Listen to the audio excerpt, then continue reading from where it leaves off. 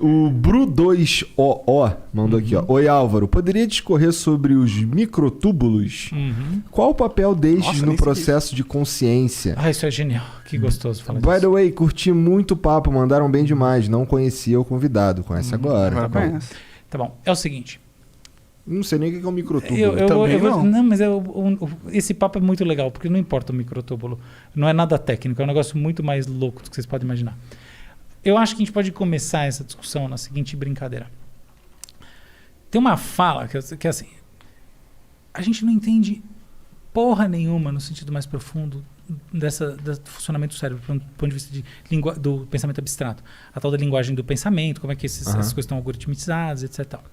A gente não entende porra nenhuma de física quântica no sentido que vai além dos conhecimentos que já estão determinados como entrelaçamento, quer dizer que você o efeito que você faz num quark aqui, num fóton aqui, ele impacta que mesmo que ele esteja do outro lado da galáxia de maneira imediata. Isso é louco. Ou então a gente tem, por exemplo, o experimento das double slit, que é um experimento que assim, as coisas são funções probabilísticas, elas não estão no lugar, e quando você as fixa, né, através da observação, ou você altera o estado da coisa, ou então, na verdade, não é que você altera o estado da coisa, é que as coisas existem em multi-universos e você simplesmente estabelece relação com um dos multi-universos onde as coisas existem, que é a ideia dos multi-universos e tal. Então, essas coisas, que são já louquíssimas, elas já estão relativamente estabilizadas assim, em termos de conhecimento. Tem uma discussão muito grande, tem muita gente que já, do ponto de vista conceitual, explicou isso muito bem, de diferentes formas e tal. Agora, quando a gente vai para questões mais profundas do ponto de vista da vida, aí a coisa fica complicada. Por exemplo, até pouco tempo atrás, a gente achava que processo quântico não poderia existir nas condições de temperatura e ambiente da Terra, assim, processos macrobióticos. Só que hoje em dia a gente sabe, por exemplo, que existem fenômenos quânticos nas plantas, ligada à clorofila. A síntese da clorofila, não sei exatamente qual que é a etapa, eu já esqueci isso, mas um dia eu estava lendo isso aí de curiosidade. Tem também, por exemplo, processos quânticos ligados à maneira como os pássaros migram, então vamos dizer assim, as bússolas que estão muito ligadas à retina dos pássaros migratórios. Então tem fenômenos quânticos. Então a vida quântica, essa vida muito maluca, coisas que podem estar em dois lugares ao mesmo tempo, né? Coisas que têm entrelaçamento e outras mais, ela parece que ela está na gente. Só que a gente não sabe o quanto, a gente sabe essas coisinhas esparsas, então, no olho do pássaro, na clorofila. Sabe, tem uns 7, 8 exemplos relevantes. É interessante pensar que existe uma parte nossa que está quanticamente conectada. Calma. Com algum outro lugar no universo. Calma, Monark. Porque essa é a discussão. Então aí que vem a tal da brincadeira. Então a brincadeira é, a gente não sabe porra nenhuma de neurociência, mas também não sabe porra nenhuma da vida quântica de verdade. Não sabe porra nenhuma de nada. Não, então se a gente não sabe porra nenhuma de neurociência, a gente não sabe porra nenhuma de física quântica, o cérebro só pode ser quântico. Entende a brincadeira? Então essa brincadeira, ela serve para ancorar essa discussão. Por quê? Porque tem um matemático absolutamente genial, importante, chamado Roger Penrose, que escreveu um livro chamado Novamente do Rei. E é um livro no qual ele coloca essa teoria neurocientífica, com várias aspas, tá? Não porque ela não seja neurocientífica, mas porque ele é matemático. E ele coloca ele apresenta essa teoria de que a consciência emerge de fenômenos quânticos que acontecem dentro dos neurônios. E microtúbulos são como esqueletos de neurônios que servem para alimentação dos neurônios. Mas não importa o microtúbulo. Lembra que eu falei? Não importa o microtúbulo. Porque a discussão aqui não é sobre microtúbulo. A questão é, de onde surge essa coisa toda? Ela surge do entrelaçamento. Porque, veja bem, aí vem a coisa que eu falei, calma. Porque justamente a ideia é, o que é consciência? Está tudo acontecendo em todos os lados do meu cérebro ao mesmo tempo. Porque ele está num estado de entrelaçamento quântico. Agora as pessoas falam, não, Roger, não tem entrelaçamento quântico às condições de temperatura e ambiente que a gente vive em estruturas macrocelulares. Não existe, para de falar merda.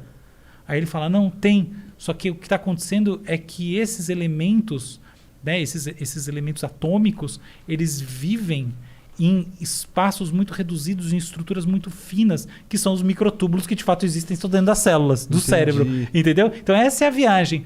Se eu acho que os microtúbulos tem algum tipo de... Existe algum processo quântico acontecendo, A resposta é sim. Sim, sim, sim. Isso é interessante sim. pra caralho. Não, essa é a grande revolução, tá? Eu fico segurando esse papo aí, porque esse é o que eu não quero ficar queimando ele à toa. Mas é isso aí. Isso aí que eu tô empenhado hoje em dia é entender melhor isso, tá? Estritamente. É o único assunto de neurociência que eu tô, assim, muito empenhado em entender. O fenômeno quântico. Por que você tá empenhado? Porque esse é o mais isso? foda de todos. Mas por que você acha isso mais foda? Eu tenho uma teoria do porquê você acha, mas o que te. O que te prende esse assunto? Eu acho que é porque você quer entender o qual é. Qual é? Posso contar de verdade? Conta. É que eu não queria contar, mas. Bom, tem então gente que ouve. conta. Tá bom, eu vou contar. Por causa do computador quântico. Não tem nada a ver com o processo em si, porque o computador quântico vai ser a grande revolução. É, lógico. É por isso, tá? Então, eu tô seguindo tudo que tem a ver com o computador quântico em todos os lugares, estudando tudo. Computador quântico eu gosto disso. muito mais. Pega a inteligência artificial, multiplica por 5.000, tá bom? Porque ele é capaz de ter um processo igual o cérebro tem. Não é isso, porque não é? eventualmente o cérebro não é quântico, a gente não sabe. Ele tem uma Eu outra. acho que seja. Talvez ele seja mais forte Que quântico? que o. Não. Mas eu acho que o cérebro, Monark, ele tem essa. O processamento quântico é outro assunto, a gente pode discutir daqui a pouco, mas eu nem sei se vai ter tempo. Mas enfim.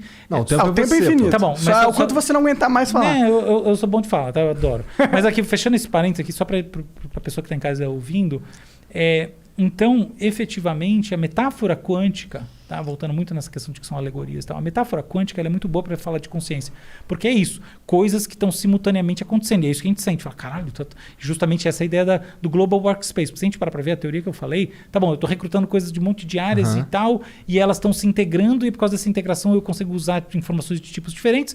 Isso me dá uma forma de inteligência superior. A consciência é uma adaptabilidade inteligente, específica dessa espécie que faz isso, é por isso que ela existe. Tá bom, tudo lindo, ótimo, adoro essa teoria.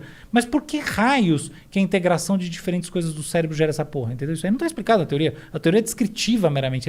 Ela fala de superfícies, o que não quer dizer ser superficial no sentido de ser fraca, mas são superfícies. Aí vem um cara e fala, não, essas coisas acontecem não por coerências de áreas que piscam junto, qualquer bobagem dessa. Não, é muito individual e é por isso que a gente consegue puxar coisas muito específicas da memória disso daquilo. Ela é quântica.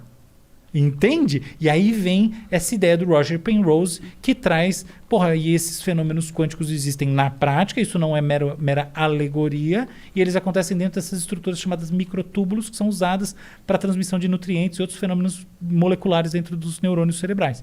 Pimba, essa é a ideia. E eu acho a ideia linda. E eu acho que, de fato, existem fenômenos quânticos para serem descobertos no cérebro e alguns que já estão sendo especulados, com esse paper e tudo mais. O que eu só penso é que... Aí vem uma questão que eu acho que é muito, muito legal da gente usar na vida, que assim, se eu tenho duas explicações, uma complexa e uma simples, é melhor sempre pela simples, tá? Então, inclusive se eu tenho dois caminhos, vamos fazer isso com aquilo que depois a gente chega não sei aonde, e daí de lá a gente pula naquela piscina ou às avessas e sai num prédio. Puta, tem outro caminho que é pega o elevador e chega lá em cima. Puta, esse aí geral melhor, tá? É o que a natureza escolhe, normalmente. É exatamente exato. Sempre, muito bom, muito bom. E então eu acho que esse modelo de cérebro quântico aqui do Roger Penrose, ele tem como problema, por assim dizer, que ele assume um monte de tese complexa, um monte de coisa, achar o fenômeno quântico. É muito si, tá? De repente ele tá certo fazer o quê? Quem tinha isso era o Stephen Hawking. Um monte de si nas coisas que o cara pensava, falava assim, lá, tanto que ele não ganhou o Nobel porque era muito especulação na prática, entendeu? Mas no final das contas existia Hawkins Radiation. Então, muitas das coisas, tá? O Hawkins Radiation era uma dessas coisas mega especulativas dele? Não, menos. Na verdade... o que ele acertou era o simples. Não, ele acertou muita coisa que era especulativa. Só que assim, fica essa coisa, entendeu? De puta, são muitas premissas, eu tenho que vencer muitos obstáculos para saber se é verdade. Sei lá, se tem fenômenos quânticos, não sei, mas como é que eu vou ver? Não é um olho de pássaro que eu faço uma cirurgia ali na mesa e depois abate o pássaro, que é isso que acontece em laboratório, infelizmente. Não. E quando tem muitos ICs, é mais fácil você pôr uma ideia e ela não ser rebatida e coisada, né? Porque como que você vai provar os ICs, né? Ou eu vou te dizer... Tá, isso é verdade. Agora o outro lado. Quando você tem muitos ICs e do outro lado você tem uma com menos Cs, aí é melhor menos Cs. Entende? É isso que é o ponto. Então, tipo assim, pode ter fenômeno quântico no cérebro que gere consciência. Mas também tem boa explicação que vai além do Global Workspace, que não precisa disso tudo, entendeu? Tem menos cis. Menos Se bem que eu gosto dessa. Eu também gosto, ela é linda. Tá aí. Por que eu falei todo esse monte de coisa? Para dizer, esse é o imaginário rico da coisa, tá bom? Esse é o que é legal pra caralho. Porque você sente isso. Você sente que há uma coerência. Mas será que ela existe no plano quântico? Entende? É muito assim. Como que tá a computação quântica hoje em dia? Como que você enxerga isso? Tá bom. É muito açúcar. Eu vou matar meus açúcar. Mas, tá bom. Eu acho que assim, veja bem, a gente tem duas linhas de computação quântica hoje em dia acontecendo. A gente tem uma linha. Deixa eu dar um passo atrás. A computação quântica está baseada no fato de que os bits, que são chamados de qubits, eles envolvem entrelaçamento. Ou seja, um bit está entrelaçado com outro bit. Então, por exemplo, se eu tenho 3 bits, eu tenho 2 ao cubo opções de bits. De processamento. De possibilidades. Que está intrínseco no cálculo quântico sem realmente ter feito normal, o cálculo. Tá? Tô falando no normal. Agora, no quântico, 3 bits é um negócio... 2 ao cubo... É muito, mas não importa, eu não sei qual é esse número exatamente, mas eu sei que assim, é um número muito mais alto. Então, assim, o poder computacional ele escala de maneira muito rápida com poucos bits, através do entrelaçamento. Eu tinha visto um vídeo explicando um pouco sobre esse negócio quântico. Do In a Nutshell. Não sei se foi desse, mas não lembro de que... minha memória não é tão boa assim. Não lembro qual foi o vídeo. Mas que ele explicava assim, o estado de um bit quântico, ele não é o estado 0, 1. 0, 1 e 0, 1 e as duas coisas ao mesmo tempo. Exato, ele é 1 e 0 e é 0, 1 ao mesmo tempo. Isso. Ele pode ser 3 coisas... Isso não existe dentro do bit do computador normal. Ele é dualístico. É 0 ou é 1. Por isso que fica 2 ao quadrado, 2 ao cubo. Aqui não, aqui eu tenho 3. Só que quando você 3 tem ao cubo. 3 fatores, a exponenciabilidade do cálculo é muito maior, porque são 3 variáveis, então o cálculo possível de 3 variáveis é muito maior do que o cálculo possível de duas variáveis. Então, dentro de um processamento de um bit quântico, existem mais cálculos possíveis que dentro de um processamento de um bit dualístico 0 a 1. Mais ou menos isso. Não, isso é 100% correto. Esse é o grande lance. Então, o poder de processamento escala. Isso é um negócio que muda. Então, só uma coisa. E deve ser mais eficiente, falando do ponto de vista energético e tal. Então, putz, já falo disso, pode ser? Tem um negócio que eu acho que tem que pensar antes, que é assim, sobre exatamente o que são esses bits, que é algo que, para mim, muda tudo. Que é o seguinte. Quando eu estou num processador digital, eu estou fazendo um processo que é linear, ele é sequencial. A arte, que eu estava dizendo do computador quântico, que é o lance que eu estava falando do entrelaçamento, é que como o entrelaçamento significa que a ação de uma das partículas está entrelaçada, ou em outras palavras, ela gera reação imediata em outra partícula, eu tenho paralelismo de processamento. Essa é a coisa, entendeu? Então não é simplesmente que processa mais rápido. Então, puta, entendi. Os caras estão falando do mega computador. Tá bom. É tipo o supercomputador do... Não, ele é meio cérebro humano, né? Não sei, o cérebro tem partes assim, tá? O cérebro de fato ele consegue fazer cálculos que é impossível com o computador. Não é só isso. Não é. Isso que é o negócio. Ele consegue fazer coisa que o computador não vai conseguir nunca. Não importa o tamanho do processador, não importa quanto ele evolui. É isso que é o negócio. Porque tem coisas... Não é força física, é destreza. Isso. Falou muito bem. Esse é o papo, entendeu? Então, o computador quântico não é simplesmente mais processamento. Ele tem algumas propriedades que, se bem utilizadas, óbvio que assim, veja bem, computador é computador, tá? O que importa na prática, na sua relação com ele, é o software. É só que a questão assim, você consegue desenvolver softwares, tudo surgiu em função do negócio de um cara chamado Shor lá, que tinha uma coisa que ele precisava fazer uma fatoração e era muito difícil. Mas enfim, ele resolveu isso com um modelo quântico, teórico. Tá? Mas enfim, você vai além desse papo de fatorar número, de quebrar criptografias que são impossíveis de serem quebradas. Por exemplo, a quebra de todas as senhas conhecidas é uma realidade teórica indiscutível no mundo da computação quântica. Todas. A quebra, tipo, a reversão dos blocos de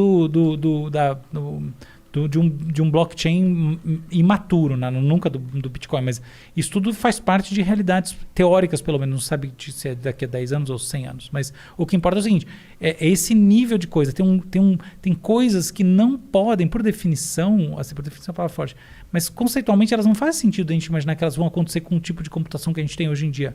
Mas elas são viáveis, pelo menos conceitualmente, no mundo da computação quântica. Entendi. Então tá aí, eu acho que essa é a parte que eu estou muito interessado em entender melhor. Você tem algum exemplo de algo que seria possível com computação quântica que não seria possível atualmente? Inteligência artificial mais robusta, talvez? Não, isso aí eu acho que teria que ser mais robusto, é questão de grau. Tenho.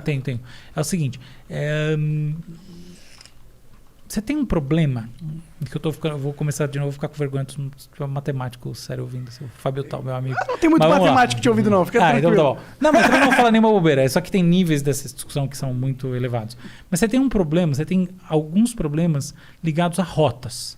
Então, por exemplo, imagina que eu tenho um carteiro que ele precisa entregar cartas dentro de uma rota complexa de uma cidade. Então, ou por exemplo, imagina que eu tenho vários aeroportos que estão distribuídos ao redor de um país e eu preciso desenhar as rotas de todos os aviões ao mesmo tempo para maximizar o circuito aéreo como um todo. Essa coisa, o circuito aéreo como um todo, a gente chama isso de sistema complexo. Eu preciso otimizar o sistema inteiro. Então, quer um exemplo? Imagina que eu quero fazer um Waze que de fato otimize o trânsito do mundo. Até a gente pode falar de Waze aqui. O Waze é uma sacada genial, tá? Mas vamos dizer assim, eu quero que um carro leve em consideração o outro carro e todos os carros juntos operem de forma que haja um melhor interesse para todo mundo, que é o trânsito ótimo. Esse tipo de coisa que envolve um objeto em relação ao outro, que tem muito realmente a ver com o humano, cuja fala, cuja interação, ela é tão boa quanto ela for alinhada àquilo que existe dentro da relação com uma outra pessoa. Essa coisa não é o típico problema que a computação digital resolve. Ela não é. Eu sei como dono de fábrica de software que faz coisa difícil e também sei isso do ponto de vista conceitual. Essa coisa ela é complicada, tá? Esse tipo de algoritmo ele buga, por assim dizer, a computação digital por definição. Esse tipo de coisa é resolvida na computação quântica. E aí você fala, tá bom, mas que assunto abstrato. Não é. Vamos lá. Como é que eu crio uma cidade planejada que seja o mais perfeita possível? Como é que eu resolvo o trânsito do mundo? Como é que você põe todas as variáveis e passa por uma lógica que vai realmente entender essas variáveis? É algo assim? Eu tô viajando? Não precisa necessariamente entender, né? Lembra daquela coisa do propósito. Eu preciso ter inteligência, mas não necessariamente propósito. Sim. Mas ele consegue captar as nuances da variável de uma forma que os computadores atualmente não conseguem captar. É isso aí. E processar... Eu, desde a época que eu vi esse negócio de processamento quântico, eu fiquei muito animado. Parte de mim acha que isso vai ser útil para a inteligência artificial, porque eu acho que... Mas é lógico que sim, né? Os softwares que rodam em cima são todos de inteligência artificial. Então, se você tiver um machine learning que é capaz de pensar não só dualisticamente, mas de pensar probabilidade de uma forma muito mais robusta, aí eu tô falando linguagem Monarch, eu não sei exatamente como funciona. Mas eu imagino que, tipo, se você tem essa... É uma escala. Você tem um salto na humanidade de tecnologia. Mas o problema do computador quântico atualmente é que é muito caro de você fazer um computador quântico, porque você precisa de uma máquina muito forte, ela tem que ser refrigerada. É aí que eu ia responder pro Igor, que falou de economia energética. Mas desculpa, segue lá. Não, responde. Não, é isso aí. Você já falou. Então, e aí precisa de nitrogênio líquido passando 100% do tempo no chip, porque ele esquenta muito e tal. E aí não é viável para produzir isso em larga escala. E aí, por não ser viável em produzir em larga escala, não tem o interesse em desenvolvimento de software, então a gente está passando hoje em dia num processo do começo da tecnologia. Quanto tempo você acha que vai demorar para a gente conseguir realmente ter um computador quântico para o consumidor, assim? Você acha que isso demora muito ainda? Vou falar de duas coisas. Primeiro é o seguinte, só um detalhinho, claro. Como você é um cara de absoluta coração aberto, o problema não é que ele esquenta. O problema é que para eu estabilizar um entrelaçamento quântico, eu preciso que a partícula esteja muito resfriada, entendeu? Então é a geladeira que é muito, muito fria. Os átomos eles têm que estar paradinhos, estáticos, para que você consiga mexer neles e manter eles estáticos para você ter uma segurança. Não é bem que você mexe nele, mas é isso aí. A metáfora tá boa. Desculpa, eu tô tentando Não, mas é isso mesmo. Ele precisa estar paradinho para o negócio rolar, tá? Sim. E é isso aí. E aí, então esse é o primeiro ponto. O segundo ponto, trazendo lá atrás, você tem dois, que eu estava falando, tem dois modelos de computação quântica. Então você tem um modelo do Google, por exemplo, que é o computador quântico que justamente trabalha temperaturas baixíssimas e poucos qubits. Ou seja, ele trabalha com qubits, por que poucos? Porque são qubits que estão em entrelaçamento efetivo com os outros. Agora você tem um segundo modelo de computação quântica com muito mais qubits, mas não são bem qubits verdadeiros. Eles são uns pseudo-qubits, tá? Na verdade, é computação digital emulando computação quântica. Que nem, por exemplo, a gente hoje em dia não... existe holografia, tá? Holograma de laser, tá? Mas a estabilidade deles e a definição é muito ruim e perigoso para o olho e tal. Então, aquilo que a gente chama de holograma não é holograma, tá bom? É uma experiência de holograma tridimensional, de computação visoespacial. Entende? Então, é a mesma coisa, não é bem qubits. Então, você tem dois modelos. No modelo que importa mais para a evolução do campo e que gerou a chamada supremacia quântica, que foi o primeiro experimento que gerou algo quântico, que foi uma fatoração que nenhum computador do mundo consegue fazer, isso já aconteceu, isso foi em 2019, e foi o computador do Google. Nesse modelo a gente está evoluindo de maneira muito devagar em termos da adição de número de qubits. Então, aí eu chego sim na sua pergunta, eu acredito que, a resposta é chata, mas é a grande verdade para mim, que essas coisas são que nem a vacina de RNA. Depois do Covid-19, é meio que natural que muitas vacinas de RNA surjam e muitos tratamentos para câncer baseados em RNA e edição genética com CRISPR, que foi usado muito aqui em muitos experimentos, etc. CRISPR é algo muito foda, assunto muito foda. Nossa inclusive. Senhora, também vai falar. Mas, enfim, é muito natural que isso aconteça porque a mente humana nessa área é que nem a evolução bélica e a evolução da aviação durante a Segunda Guerra Mundial. Meu Deus do céu! É a mesma coisa. Entende? Aqui, claro, a mesma coisa não, ali foi muito mais, mas aqui a gente está falando de menos tempo. Só que é muito forte. Se a computação quântica, por alguma razão, encontrar essas coisas que são... Aí eu volto àquela questão lá atrás. Existe o algoritmo do mundo? Ou será que as coisas são realizadas em ato, elas acontecem enquanto elas são computadas pela realidade? Nessa segunda visão, então, se alguma conjuntura trouxer essa realidade uma tona, verdadeira necessidade.